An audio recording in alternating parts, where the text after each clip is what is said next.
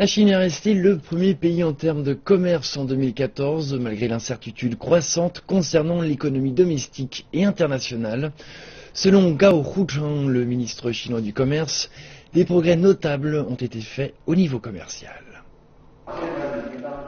Le marché domestique est resté stable et l'industrie des logistiques contribue désormais davantage à l'économie.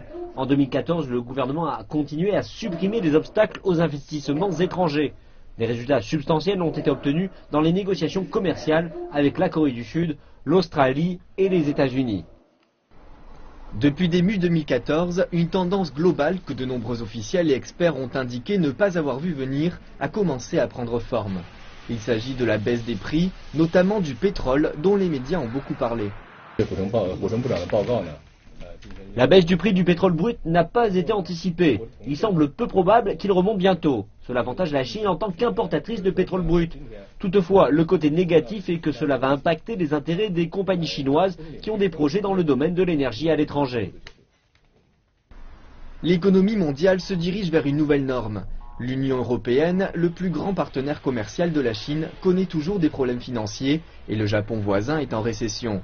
Cependant, les experts expliquent que la nouvelle norme peut également donner de nouveaux avantages à la Chine en 2015. De nombreuses compagnies étrangères connaissent toujours des difficultés financières. C'est le bon moment pour investir à l'étranger pour les entreprises chinoises.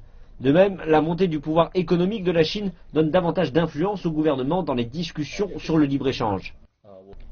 2015 est une année clé pour approfondir les réformes complètes en Chine.